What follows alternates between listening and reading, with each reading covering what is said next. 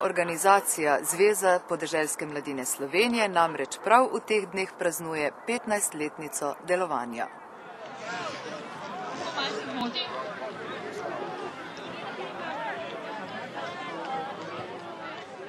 V Zvezo slovenske podeželske mladine je danes vključenih okoli 4000 mladih. Je ena največjih slovenskih mladinskih organizacij in sploh edina, ki se aktivno ukvarja z mladimi na podeželju. Povezuje vse mlade iz podeželja, iz kmečkih in nekmečkih družin. Smo nevladna organizacija, ki povezuje mlade z podeželja. V zadnjih letih se pa tudi aktivno vključujemo v združevanje mladih kmetov in pa tudi aktivno sodelujemo pri problematiki in pa vseh dejavnostih, ki so za mlade kmete. Ali ste dovolj glasni, da smo v Sloveniji poznani? Na kmetijskem področju nas poznajo. Smo pa sam kot predsednik dobim tudi dosti očitkov, da smo še premalo vidni, čeprav imamo pa 4 zelo velike državne projekte, ki pa mislim, da so prepoznavni na našem področju.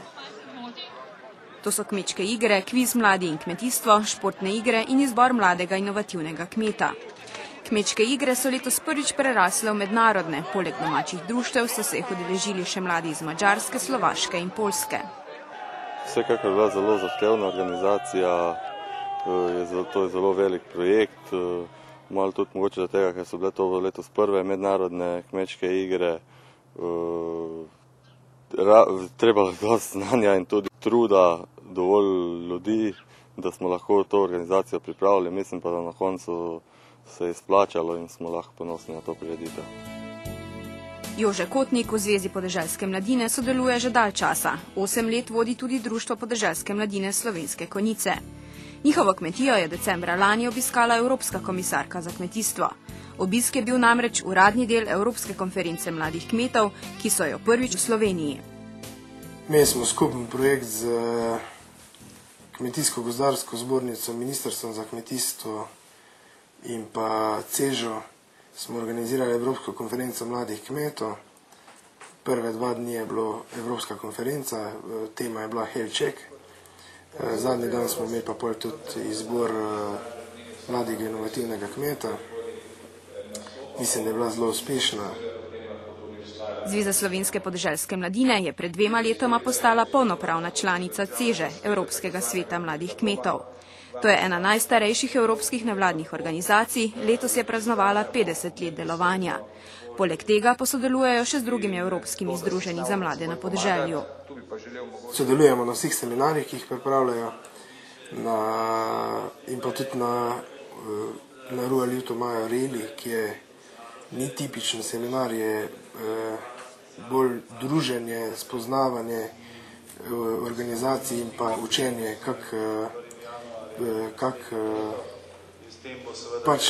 tu se učijo, da prenašajo iz evropskega nivoja na svoje organizacije in pa svoje organizacije na društva, vodenje organizacij, financiranje organizacij in podobnih stvari.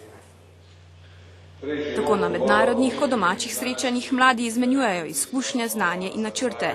V Sloveniji zvezo trenutno sestavlja 56 društev iz vseh regij. Naše društvo trenutno šteje 27 članov. Naš največji dosežek v zadnjem času je bil lanski državni kviz Mladi in kmetijstvo, ki smo ga organizirali v Termah Čatež. Drugače pa vsako leto organiziramo kakšno ekskurzijo, naprimer lani ekskurzija ogled podjetja Panvita, v letošnjem letu smo imeli ekskurzijo v Semič, ogled kmetijstva in okolice, krajev, narave v tistem delu. Ali je zelo zahtevno organizirati en tak državni kviz? Ja, za nas, ko dejansko nismo usposobljeni strokovno za te zadeve, ko se dejansko še učimo, je to kar dosti velik zalogaj. Sploh največji problem pri teh stvarih je zbrati finančna sredstva. Vi se v bistvu financirate iz več različnih virov, bolj ali manj pridete do sredstev na razpisih. Koliko dejansko denarja se letno tako obrne v Zvezi podeželske mladine? Zdaj odvisno od projektov, kakšni so recimo lani se je obrnilo malo več, okrog 30 000 evrov, ker smo imeli mednarodno konferenco mladih kmetov, drugače pa tam nekaj okrog 10 do 20 000. Koliko dela mladi opravijo prostovoljno? So delo opravljeno prostovoljno, v bistvu povrnjeni so edino potni stroški za sestanke, ostalo pa je vse na prostovoljni bazi. Kaj pravzaprav tebi pomeni to, da se družiš, da delaš v Zvezi podeželske mladine Slovenije? Ja, meni zveza in tudi naše domače društvo pomenita zelo veliko. Sicer se vloži ogromno dela in tudi časa v vse skupaj, ampak na koncu dobiš tudi v bistvu 10-kratno povrnjeno vse, ker se naučiš določene stvari, ki ti jih faks in ostalo učenje ne morejo nikoli dati. Predvsem se naučiš delati z ljudmi, naučiš se pisati razne obrazce, formularije, klicati ljudi, lobirati in tako naprej. Pomembnost organiziranosti mladih za razvoj podeželskega območja poudarjajo tudi v osrednji stanovski organizaciji kmetov in Ministrstvu za kmetijstvo. Na Ministrstvu za kmetijstvo, gozdarstvo in prehrano se zavedamo velikega pomena slovenske podeželske mladine, kajti vemo, da glede na to, da ima zelo veliko število članov, da je zelo pomemben faktor oziroma zelo pomemben element v slovenskem podeželju. Ministrstvo za kmetijstvo, gozdarstvo in prehrano za ta namen namenja oziroma za namen delovanja Zveze podeželske mladine namenja sorazmerno precejšnja sredstva, ki se iz leta v leto povečujejo.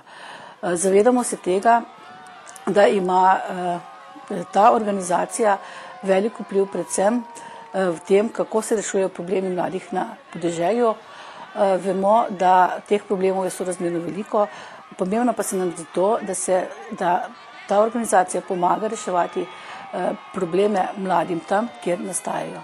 Vemo tudi to, da je vpliv zelo velik in zato vemo, da je pač tej organizaciji potrebno pomagati in seveda jim nameniti določena sredstva.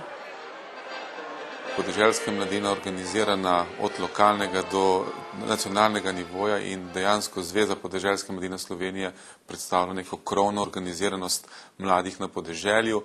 Mi pravzaprav to njihovo vlogo ocenjujemo kot zelo pomembno, zelo pozitivno in pravzaprav želimo, da ta njihov pomen se na podeželju poudarja tudi vnaprej.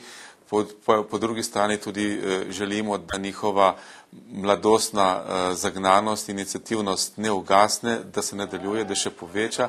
Predvsem pa pravzaprav vidimo tisti poglavitni del v tem, da bom rekel, tudi preko podeželske mladine se na podeželju nekako prevzemajo kmetijska gospodarstva v mlade roke, da podeželska mladina pa tudi Zveza podeželske mladine nekako skrbi tudi za ta del